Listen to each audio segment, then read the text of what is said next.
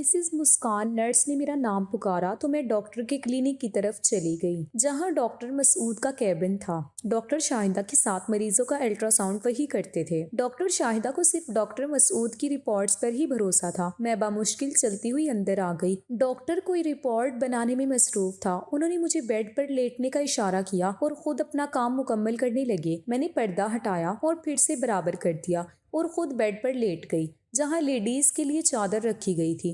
मैंने चादर अपने ऊपर डाल दी। 5 मिनट बाद डॉक्टर की आवाज़ आई, मैं आ जाऊं मिसेस मुस्कान?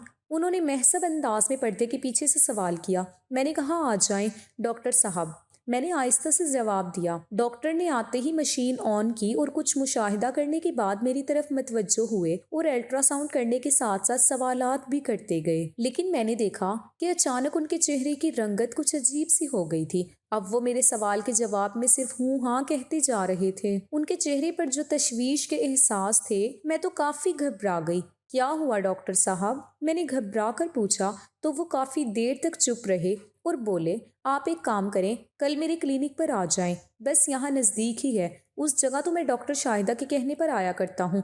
आपसे सारी बात मैं आराम से करूँगा। फिलहाल अब घर चली जाएं। डॉक्टर रिपोर्ट्स बनाने लगा और मुझे एक बार गौर से देखा और फिर रुख मोड़ लिया। मगर डॉक्टर, मुझे बहुत तकलीफ हो रही है, कब तक बर्दाश्त करूँ? मैंने थोड़ा सा गुस्से में आकर कहा तो वो कहने लगे, नहीं, मैं डॉक्टर को बता देता हूँ, वो आपको आज के लिए मेडिसिन दे देंगी, अभी आप जाएं। मैं बददिल होकर बाहर निकली। भला ये क्या बात थी? कुछ बताया भी नहीं था, ऊपर से अपने क्लिनिक आने का कह दिया। बाहर निकलकर मुझे मालूम हुआ कि डॉक्टर शाहिदा के लिए कोई इमरजेंसी केस आया था, तो उनको अस्पताल जाना पड़ गया और वो केस करवा कर वापस आती है। ऐसा अक्सर हुआ करता था, उनको जाना पड़ जाता था। लेकिन आज तो मैं बिल्कुल इंतज़ार नहीं कर सकती थी। मैंने नर्स को कहा कि मेरा दर्द से बुरा हाल है, मुझे कोई दवा दे दें। तो उन्होंने डॉक्टर से फ़ोन पर रब्ता किया और फ़िलहाल चंद दवाइयाँ मुझे दे दी और मैंने फार्मेसी में ही पानी की बोतल लेकर वो गोलियां निगल लीं ताकि कुछ तो फ़र्क पड़े। घर वापस आकर मैं बहुत रोई।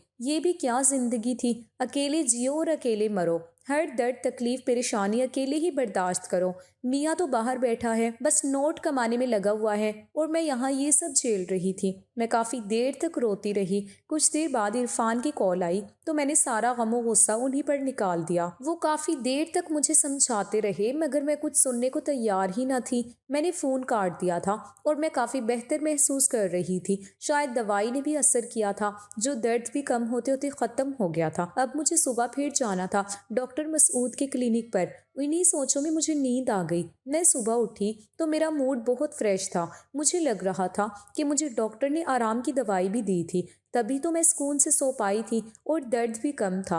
मैंने मुलाजमा से नाश्ते का पूछा तो वो जल्दी से मेरा मनपसंद नाश्ता बना लाई। मुझे भूख भी लगी हुई थी और इसी तरह रोज़मर्रा के कामों में शाम हो गई और मैं डॉक्टर के क्लिनिक की तरफ जाने को तैयार हो गई। कुछ ही देर में मैं वहाँ पहुँच चुकी थी। डॉक्टर ने मुझे क्लिनिक में बुलाया और बैठने का कहकर दरवाजे को बंद कर दिया। मैं बेचैन हो गई कि उन्होंने दरवाज़ा क्यों बंद किया है और वो जल्दी से भागते हुए मेरे पास आए और जो कुछ उन्होंने मुझसे कहा, मेरे तो होश ही उड़ गए। मेरा नाम मुस्कान है और मैंने एक खुशहाल घराने में आंख खोली थी और जैसे मैं सोने का चम्मच मुंह में लेकर पैदा हुई थी। अब्बू को लगता था कि मैं उनके नसीब खोलने आई हूँ। मैं जैसे ही पैदा हुई अब्बा को एक बहुत बड़ा कॉन्टैक्ट मिला था, वो तसव्वुर भी नहीं कर सकते थे और उसी प्रोजेक्ट की वजह से वो कहाँ से कहाँ पहुँचते चले गए। उनका छोटा सा कारोबार अब बहुत फैल चुका था। मेरे अब्बा मुझे बहुत प्यार करते। मैं बहुत लाड प्यार में बड़ी हुई थी। रुपए पैसे की कोई कमी न थी, मगर जवानी की दहलीज पर कदम रखते ही मुझे एक अजीब सा एहसास हुआ था। मुझे महसूस होता था कि हमारे घर में कोई ऐसा राज छुपा है जो मुझे कभी मालूम ना हुआ था, मगर कुछ तो था जिसकी पर्देदारी थी। मैं अब्बा और अम्मा को कई बार अकेले में किसी बात पर बहस करते हुए देखा करती थी, मगर वो मुझे देखकर ही खामोश हो जाया करते थे। मैं चाह कर भी उनसे ये राज मालूम न कर पाई। कॉलेज के बाद जब मैं अपनी छुट्टियां गुजार रही थी तो मैंने नोट किया कि अब्बा के घर जाते ही अम्मा ड्राइवर को गाड़ी निकालने का हुक्म देती और उनके साथ कहीं चली जाती। पहले तो मैंने गौर नहीं किया, मगर फिर एक दिन जब मैंने पूछा तो अम्मा हड़बड़ा गई और कहा, मुस्कान बेटा, मैं जहाँ जाती हूँ वो मैं नहीं बता सकती। उनकी इस बात पर मैं अजीब नज़रों से उन्हें देखने लगी। अम्मा, ऐसी क्या बात है जो आप मुझे नहीं बता सकती? तो उन्होंने बड़ी फीकी सी मुस्कुराहट के साथ बोला, मुस्कान, तुम परेशान ना हो, मैं बस अपने दोस्तों से मिलने चली जाती हूँ, घर में रहकर बोर हो जाती हूँ। उन्होंने रुख मोड़ कर बामुश्किल कहा, اماں یہ کیا بات ہوئی بھلا؟ اپنے گھر میں کون بور ہوتا ہے؟ اور اب تو میں بھی گھر پر ہوتی ہوں۔ مجھے شدید حیرت ہونے لگی تھی، بھلا ایسی بھی کیا بات ہے کہ وہ اپنی اکلوتی بیٹی کا ساتھ وقت گزارنے کی بجائے دوستوں کے پاس چلی جاتی تھی۔ میری بات پر وہ بس سر جھٹک کر وہاں سے چلی گئی اور مجھے بہت تکلیف ہو رہی تھی ان کے خیالات سن کر، جبکہ ابا تو جب بھی گھر میں ہوتے بس میرے آگے پیچھے پھرا کرتے اور ان کی ہر ممکن کوشش ہوا کرتی تھی کہ وہ میری ہر خواہش کو پورا کریں۔ ویسے تو اماں بھی مجھے بہت پیار دیا کرتی، مگر آج ان کا رویہ کچھ عجیب سا تھا۔ میں نے جب سوچنا شروع کیا تو مجھے محسوس ہوا کہ اماں مجھے ابا سے لاڈ کرتے دیکھ کر کچھ اداس ہو جایا کرتی تھی۔ اب تو مجھے شک ہونے لگا کہ وہ میری سوتیلی ماں تو نہیں، مگر یہ کیسے ممکن تھا؟ میں نے اپنی پیدائش کی تصاویر دیکھی تھیں، ان میں اماں ہی تھیں جو ہسپتال میں مجھے گود میں لیے مسکرا رہی تھیں اور ان کے ہاتھ میں ڈرپ لگی ہوئی تھی۔ میں جب چھوٹی تھی تو بہت سوال کرتی تھی، ڈرپ دیکھ کر پوچھا کرتی، اماں آپ کو ہاتھ پر کیا ہوا ہے؟ تب وہ ہنس دیتی اور کہتی، جب آپ پیدا ہوئی تو ڈاکٹر نے مجھے یہ ڈرپ لگائی تھی تاکہ مجھے طاقت ملے اور میں آپ کا خیال رکھ سکوں۔ یہ باتیں یاد آتی تو میرا یہ شک دور ہو جاتا، مگر گھر میں جو کچھ ہو رہا تھا وہ کچھ الگ سا تھا۔ ایک بار میں نے اماں کا پیچھا کرنے کا سوچا اور دوسرے دن میں ان کے جانے سے پہلے ہی تیار بیٹھی تھی اور میں نے کیب بھی منگوائی جس کو میں نے گھر سے کچھ دور رکنے کا کہا تھا، اور جب اماں چلی جاتی تب میں ان کا پیچھا کرتی۔ اس کے بدلے کیب والے نے ڈبل کرایہ لیا تھا۔ اماں کے گھر سے نکلتے ہی میں بھی باہر آ گئی اور ڈرائیور کو اماں کی کار کا پیچھا کرنے کا کہا۔ جب ہم کافی دیر تک ان کا پیچھا کرتے رہے، پہلے تو وہ ایک ریسٹورنٹ میں گئی اور وہاں سے ڈھیروں باکسز اپنی کار کی ڈگی میں رکھوائے جن میں شاید کھانے کا سامان تھا، اور پھر ایک گفٹ شاپ میں گئی جہاں سے انہوں نے بچوں کے لیے غبارے اور گفٹس خریدے اور وہ بھی کار میں رکھوائے۔ اس کے بعد وہ کسی فلاں دکان میں گئی اور وہاں کافی دیر تک اندر رہی۔ میں دیکھ رہی تھی ڈرائیور نے ایک بندے کے ساتھ وہ کھانے پینے کا سامان نکلوایا تھا اور اندر لے گئے، مگر کچھ پھول اور غبارے اماں اپنے ہاتھ میں لے کر اندر گئی تھی۔ باقی کا سارا سامان ڈرائیور نے نکلوایا تھا اور تقریباً 2 گھنٹے بعد اماں باہر نکلی تھی۔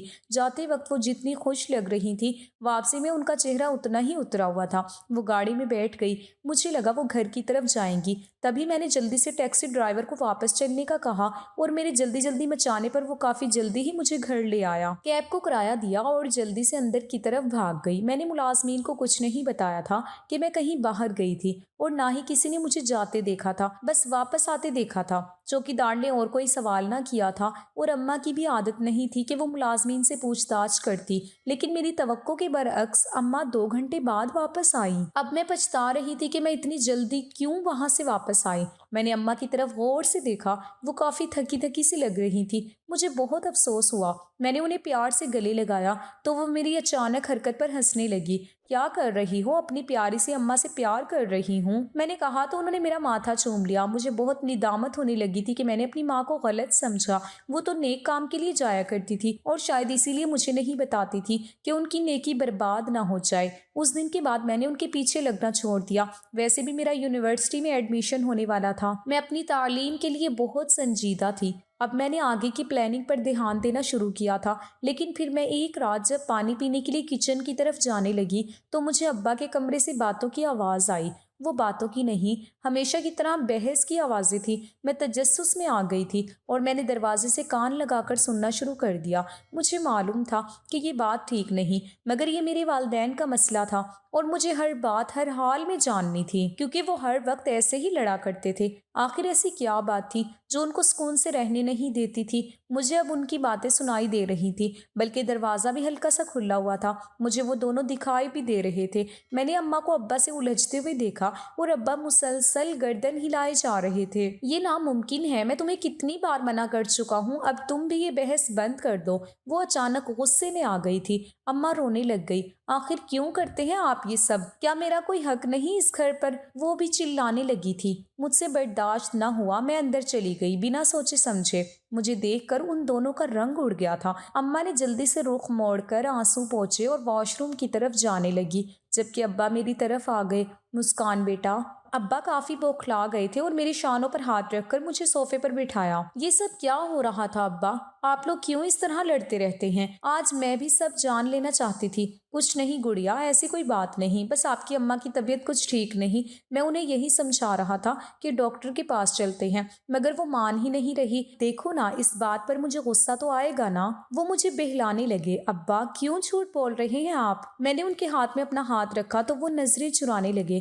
آج کی بات نہیں کہ ایسا روز ہو رہا ہے، میں تقریباً روز ہی آپ لوگوں کو جھگڑتے دیکھتی ہوں۔ میں نے محسوس کیا اماں دن بدن کمزور ہوتی جا رہی ہے، کوئی بات ان کو کھائی جا رہی ہے۔ پلیز اب مجھے سب بتا دیں۔ میں نے ابا کو یہ سب کہہ تو دیا تھا، مگر ان کا اترا ہوا چہرہ دیکھ کر مجھے رونا آ گیا۔ اب میں آپ لوگوں کو یوں اداس نہیں دیکھ سکتی، پلیز مجھے سچ بتا دیں۔ میں اچانک پھوٹ پھوٹ کر رو پڑی اور ابا نے مجھے اپنے سینے سے لگا لیا۔ مجھے محسوس ہونے لگا تھا کہ ان کے آنسو بھی میرے بالوں میں جذب ہو رہے ہیں۔ میرا دل اور بھی دکھنے لگا تھا۔ آج میں نے اپنے ہنستے مسکراتے ابا کو بھی رلا دیا تھا۔ کچھ دیر بعد اماں بھی واش روم سے نکل آئی تھی اور مجھے اب تک وہاں بیٹھا دیکھ کر کہنے لگی، مسکان تم اب تک یہیں ہو بیٹا، چلو اپنے کمرے میں جاؤ، ابا کو پریشان مت کرو۔ وہ میری طرف پلٹ گئی اور میرا ہاتھ تھام کر اٹھانے کی کوشش کی، مگر ابا نے مجھے تھام لیا تھا۔ زاہدہ، اب ہماری بیٹی اتنی سمجھدار ہو گئی ہے کہ اپنے ماں باپ کا دکھ سمجھ سکتی ہے، ابا نے اماں سے کہا تو اماں پھر سے رونے لگ گئی اور میں بس ان دونوں کو دیکھے جا رہی تھی۔ آخر ایسا کیا راز تھا کہ وہ دونوں روئے جا رہے تھے؟ میرے دل میں عجیب و غریب خیالات ابھرنے لگے تھے اور میں نے جلدی سے منہ کھولا، ابا مجھے جلدی سے بتا دے، میرا دل بیٹھا جا رہا ہے۔ پھر ابا نے جو بتایا وہ میرے لیے بہت بڑا دکھ تھا۔ میں خوابوں میں بھی سوچ نہیں سکتی تھی کہ ایسا ہو سکتا ہے۔ ابا نے بتایا اماں اور ابا آپس میں فرسٹ کزنز تھے، انہوں نے اپنی پسند سے اماں سے شادی کی تھی۔ وہ دونوں ایک دوسرے کو پا کر بہت خوش تھے۔ پھر شادی کے 4 سال بعد ان کو ایک بیٹا پیدا ہوا جو کہ بہت خوبصورت اور بہت پیارا تھا۔ وہ مجھ سے 6 سال بڑا تھا۔ انہوں نے اس کا نام عمر رکھا تھا۔ وہ جب پیدا ہوا تو بہت خوبصورت تھا۔ ابا کے تو پیر زمین پر نہ رکتے تھے۔ ابا اور اماں اپنی اس چھوٹی سی دنیا میں بہت خوش اور مطمئن تھے کہ ایک دن عمر کی طبیعت اچانک خراب ہو گئی اور جب اسے ڈاکٹر کے پاس لے کر گئے تو کافی دیر ہو چکی تھی۔ ڈاکٹر نے بتایا کہ اس کو سٹروک ہوا تھا، جس کی وجہ سے اس کے دماغ کی رگیں متاثر ہو گئی تھی۔ اب وہ بہت کمزور ہو چکا تھا اور وہ چلنے سے بھی قاصر تھا۔ ابا نے اس کے کافی ٹیسٹ کروائے، مگر جب انہیں اصل بات معلوم ہوئی تو ان کے پیروں تلے سے زمین نکل گئی۔ جب شہر کے سب سے بڑے ڈاکٹر نے انہیں بتایا کہ آپ کے بچے کو سٹروک نہیں ہوا بلکہ یہ تو پیدائشی معذور ہے، اس کا کوئی علاج نہیں، ڈاکٹر نے افسوس سے کہا۔ ابا تو جیسے یہ بات سن کر ٹوٹ چکے تھے، مگر ڈاکٹر صاحب کوئی تو علاج ہوگا، میں سب کچھ کرنے کو تیار ہوں۔ ڈاکٹر نے کہا دیکھیے، میں آپ کو ایک مشورہ دیتا ہوں کہ اب دوسرا بچہ پیدا کرنے کی کوشش نہ ہی کرے تو اچھا ہے، کیونکہ آپ کی کزن میرج ہے، جیسا کہ آپ نے بتایا کہ آپ دونوں کے والدین بھی کزن میرج تھے، تو یہ سب اسی وجہ سے ہوا ہے۔ کزن میرج اگر 3 نسلوں تک ٹرانسفر ہوتی رہے تو کئی کمپلیکیشنز ہو جایا کرتی ہیں، جیسا کہ کسی کو تو اولاد ہی نہیں ہوتی، کسی کو ہوتی ہے تو زندہ نہیں رہتی، یا کسی کو دماغی یا پھر کوئی اور بیماری لگ جاتی ہے۔ آپ کے ساتھ بھی بدقسمتی سے یہی ہوا ہے۔ ڈاکٹر کی بات سن کر اماں اور ابا بالکل ٹوٹ چکے تھے۔ اماں تو بالکل ختم ہو گئی تھی، سارا دن بچے کے ساتھ لگی رہتی، ان کو کوئی ہوش نہ تھا، ان کے کپڑے کئی دن تک میلے ہو جایا کرتے تھے، مگر ان کو کوئی خیال نہ ہوتا۔ عمر جب 5 سال کا ہوا تو اچانک اماں کی طبیعت خراب رہنے لگی تو معلوم ہوا کہ وہ پھر سے امید سے تھی۔ ابا سختی میں آ گئے تھے، انہوں نے وہ بچہ گرانے کی بہت کوشش کی،